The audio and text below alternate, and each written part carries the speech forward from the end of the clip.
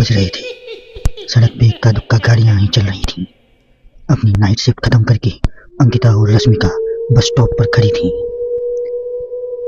आज तो बहुत देर हो गई, पता नहीं घर जाने के लिए कोई साधन मिलेगा भी या नहीं। अगर कोई साधन नहीं मिला तो रात कहीं इसी बस स्टॉप पे ना बितानी पड़े। अपनी सारी जुबान बंद कर, जब देखो तो बस उल्टी सीधी बातें करती रहती है। अरे कुछ देर रुक जाना, कुछ ना कुछ तो मिल ही जाएगा। लेकिन काफी देर इंतजार करने के बाद भी उन्हें कोई बस नहीं मिलती। धीरे धीरे समय के साथ सड़क पे चलती हुई गाड़ियों का दिखना भी बंद हो जाता है। अरे ये देख, अब तो सड़क पे एक भी गाड़ी भी नहीं दिख रही है। दूर दूर तक गाड़ी और किसी भी इंसान का कोई भी नामो निशान नहीं है। एक काम करते हैं, वापस अपने ऑफिस चलते हैं। हम आज रात वहीं गुजार लेंगे। तुझे अच्छी तरह पता है, रात में 10 बजे के बाद चौकीदार ऑफिस के मेन गेट पे ताला लगाकर अपने घर चला जाता है। ऑफिस जाने के कोई फायदे नहीं है। इस सुनसान सड़क को देखकर मुझे बहुत घबराहट हो रही है। एक काम करना, चौकीदार के घर चलते हैं, वो भी तो परिवार वाला है ना। हम बेफिक्र होकर आज रात उसी के घर पे रुक सकते हैं। अरे पागल, चौकीदार 10 बाय 10 की झुग्गी में रहता है और उसके 4 बच्चे भी हैं। मतलब अब वो हमें अपने घर में कौन सी जगह देगा रहने को भला। अब तू ना ये बेकार की बात बंद कर और चुपचाप खड़ी रह, शायद कोई लिफ्ट ही मिल जाए। फिर काफी देर इंतजार करने के बाद एक नीले रंग की बस उनके सामने आकर रुकती है। बस का दरवाजा खोल कंडक्टर उनसे कहता है, कहिए कहाँ जाना है आप दोनों को? देखिए मेरी पूरी बस खाली है, आप जहाँ बोलेंगी वहाँ आप दोनों को छोड़ दूंगा। इतना कहकर कंडक्टर मुंह में भरी पिचकारी सड़क पर दे मारता है। अंकिता, लोगों का कहना है कि कुछ महीने पहले इसी तरह अंधेरी रात में एक नीली बस के अंदर कुछ बदमाशों ने एक जवान लड़की की हत्या कर दी थी। इस बस का रंग भी नीला है, कहीं ये वही बस तो नहीं है? कंडक्टर रश्मिका की बात सुन लेता है और मुस्कुराते हुए कहता है, देखिए मैडम, उस घटना के बारे में मैंने भी सुना है। माना कि उस बस का रंग और मेरी बस का रंग एक ही है, लेकिन दुनिया में एक ही रंग की बस तो नहीं है ना। ये तो बस एक इत्तेफाक है। देखिए हमारी बस में एक मैडम पहले से ही बैठी हैं, आप देख सकती हैं। अंकिता गर्दन उठा के देखती है तो बस के पीछे वाले हिस्से में एक लड़की कंबल ओढ़े बैठी हुई थी। सही बोल रहे हैं भैया, बस में पहले से एक लड़की बैठी है। चलो हम भी बैठ जाते हैं, वैसे भी बहुत देर हो गई है। अरे रुकना, रुक जाना अंकिता, मुझे बहुत डर लग रहा है।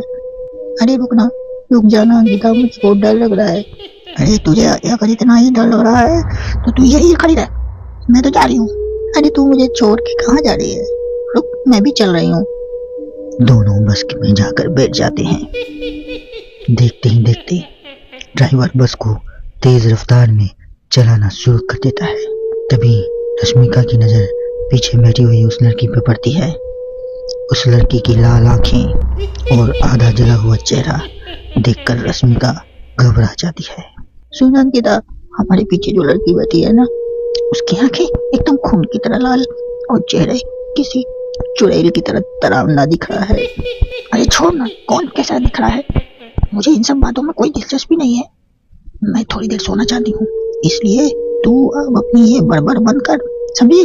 बेफिक्र होकर अंकिता अपनी आंखें बंद कर नींद की झपकी लेने लगती है। बस तब तक घने जंगल वाले रास्ते में पहुंचती है। चारों तरफ गहरा अंधेरा था और जंगली जानवरों की आवाजें रश्मिका को और भी ज्यादा डरा रही थी। थोड़ी देर में बस एक बरगद के पेड़ के पास से गुजरती है। तभी अचानक पेड़ पर बैठी एक बिल्ली कूदकर खिड़की के रास्ते रश्मिका की गोद में आ गिरती है। हाँ मर गई, अरे मर गई, अरे कोई तो बचा लो, अरे मर गई, अरे कोई तो बचा लो। रश्मिका के चिल्लाने से अंकिता की आंख खुल जाती है और वो भी घबराकर इधर उधर देखने लगती है। तभी पीछे वाली सीट पर बैठी लड़की उठकर रश्मिका के पास आती है और बिना कुछ कहे उस बिल्ली को रश्मिका के गोद से उठाकर उसे सहलाते हुए अपने गोद में ले लेती है और वापस अपने सीट पे जाकर बैठ जाती है। अरे रश्मिका, तुम तो बहुत ही ज्यादा डरपोक है, जरा सी बात पे डर जाती है। मैं कल से अकेले ही सफर करूंगी। अरे मैं क्या करूँ, वो बिल्ली अचानक मेरे गोद में आ गिरी। अपनी बकवास बंद कर और मुझे चैन से सोने दे, समझी? इस तरह रश्मिका को डांटकर अंकिता फिर से नींद की झपकी लेने लगती है।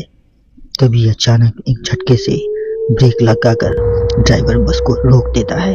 रश्मिका खिड़की के बाहर झांक कर देखती है तो उसे सड़क के किनारे एक काला आदमी खड़ा दिखाई देता है।